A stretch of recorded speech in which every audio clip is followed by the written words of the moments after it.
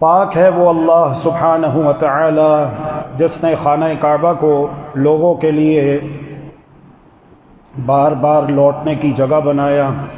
مرجع خلائق اور دارالامن قرار دیا۔ لوگ وہاں پر بار بار آتے ہیں جاتے ہیں، لیکن پھر بھی وہ یہ سمجھتے ہیں کہ ابھی بھی انہوں نے اس سے اپنی حاجت پوری نہیں کی ہے۔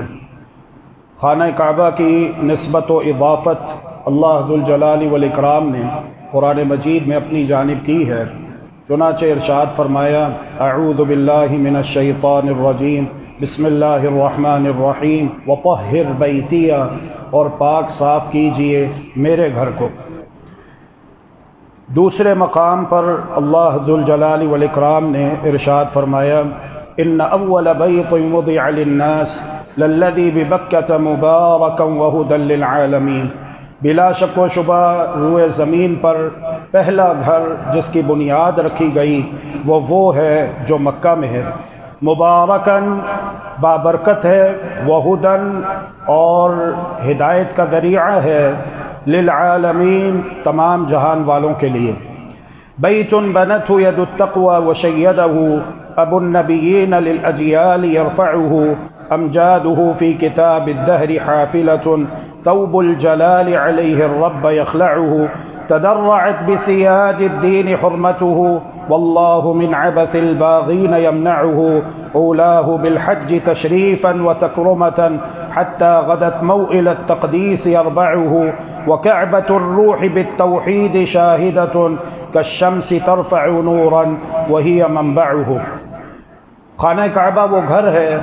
جس کی تعمیر پتھر سے کی گئی ہے،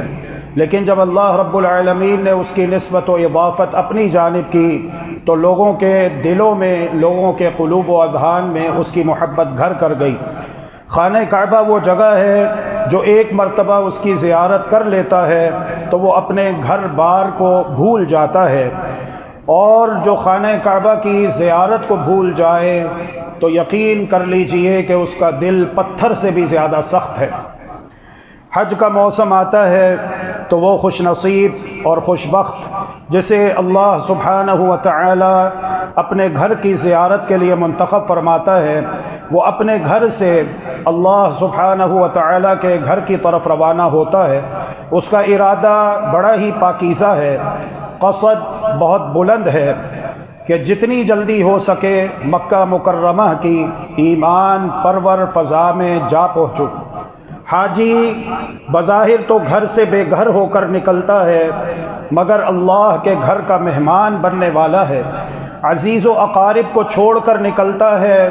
مگر اسلامی برادری سے ملنے والا ہے۔ حاجی اپنے وطن سے دور ہو رہا ہے، مگر دیار رسول سے قریب ہو رہا ہے۔ دنیا کے دھندوں کو خیر بات کہہ کر جا رہا ہے، مگر حسنات کی دولت کمانے جا رہا ہے۔ حاجی کی عظمت کے کیا کہنے ہیں۔ حاجی نے اپنا گھر چھوڑا بیت اللہ کی زیارت کے لیے، اپنا وطن چھوڑا مدینۃ الرسول کی حاضری کے لیے، دکان چھوڑی تازگی ایمان کے لیے، اولاد چھوڑی طواف حرم کے لیے، لباس چھوڑا احرام کے لیے، شکار چھوڑا آب زمزم کے لیے، محلات چھوڑے قیام مینا کے لیے،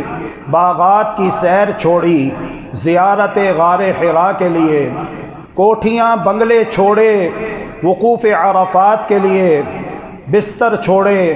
مبیت مزدلفہ کے لیے،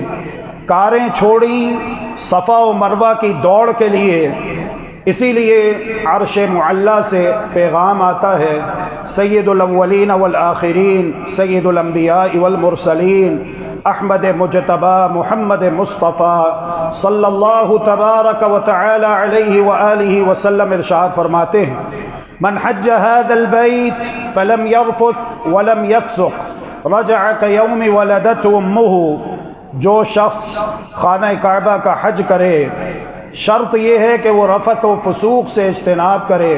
شہوانی گفتگو نہ کرے، اور لڑائی جھگڑے سے، فسق و فجور سے، اللہ کی نافرمانی و بغاوت سے، گناہوں سے اپنے آپ کو بچا کے رکھے۔ رجع کیوم ولدت امہ، جب حج کر کے اپنے گھر والوں کی طرف لوٹے گا تو گناہوں سے اس طرح پاک صاف ہو چکا ہوگا گویا کہ اس کی ماں نے اسے آج ہی جنا ہو، اس نے کبھی کوئی گناہ کیا ہی نہ ہو۔ اللهم إنك عفو تحب العفو فاعف عنا، اللهم إنك عفو تحب العفو فاعف عنا، إلهنا فاعف عنا، فاعف عنا يا كريم۔